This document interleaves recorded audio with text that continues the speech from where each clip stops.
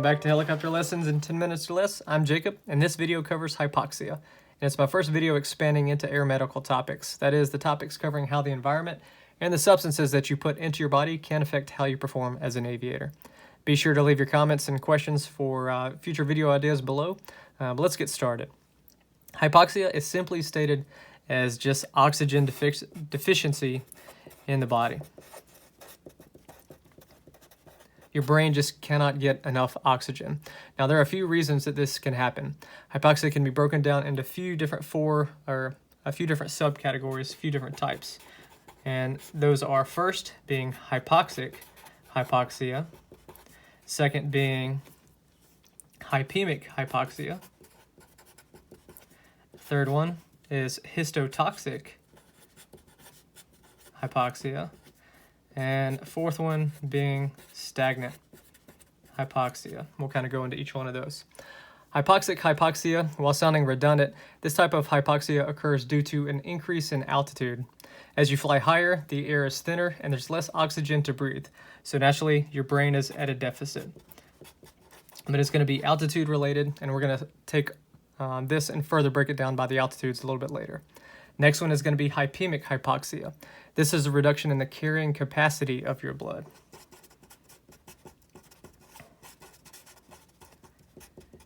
Your blood just cannot carry enough. It's also known as anemic hypoxia. It occurs when there's a reduction in the hemoglobin able to combine with the oxygen molecules. Next is going to be histotoxic hypoxia, which results in interference or blocking the use of oxygen by the bodily tissues themselves. So think of blocking in this sense. It's as if the tissues just block the oxygen from being absorbed, typically caused by things like alcohol or narcotics or any kind of poisonous compounds that prevent absorption of oxygen molecules. Last one is going to be stagnant hypoxia, and this is a circulation issue. Now, there may be enough oxygen in the air, but it just cannot get to the brain or the tissues that need it. This can be stagnant because of bad blood circulation caused by things like G-forces or compressed blood vessels, either crossing your legs or something sitting or compressing on a certain part of your body, blocking the flow, or some sort of medical condition that restricts or reduces the blood circulation in the body.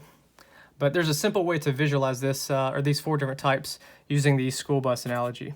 So think, I've got some kids waiting to get picked up at the school bus. That's going to be your oxygen molecules.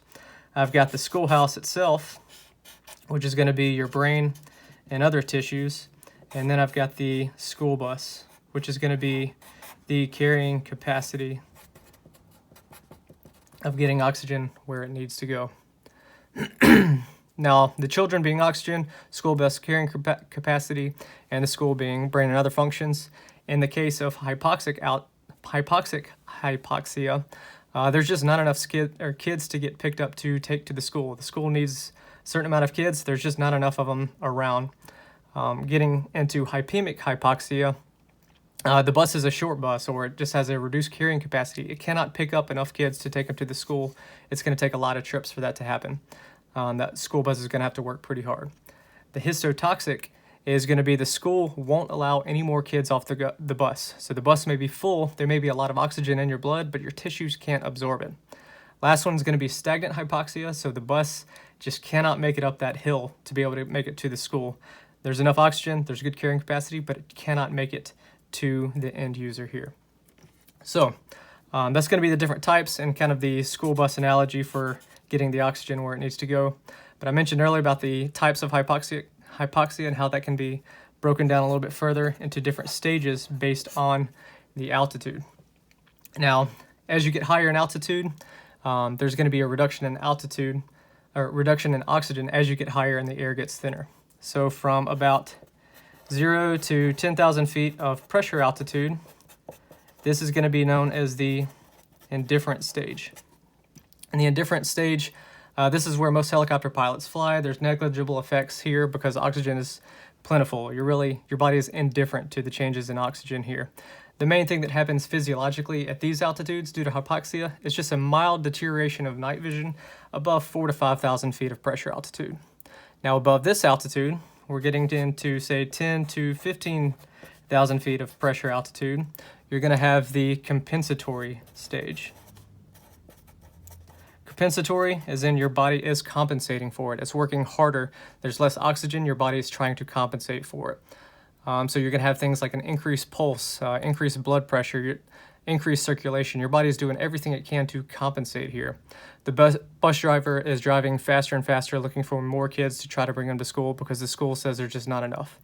About 10 to 15 minutes in this environment, you may feel drowsy. You may make simple errors in judgment.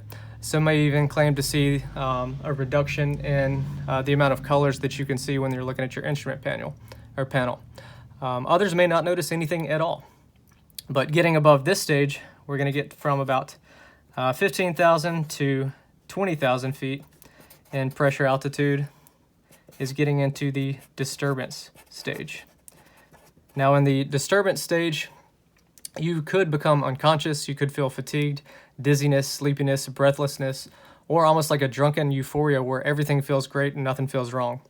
Your fingertips and your lips may be turning blue due to cyanosis, and this is just your body protecting itself, sending that critical oxygen to the necessary, the brain and the necessary tissues of the body, and just kind of leaving out things like the fingertips and the extremities. But this is a very dangerous state to fly in because it is starting to show degradation of your body.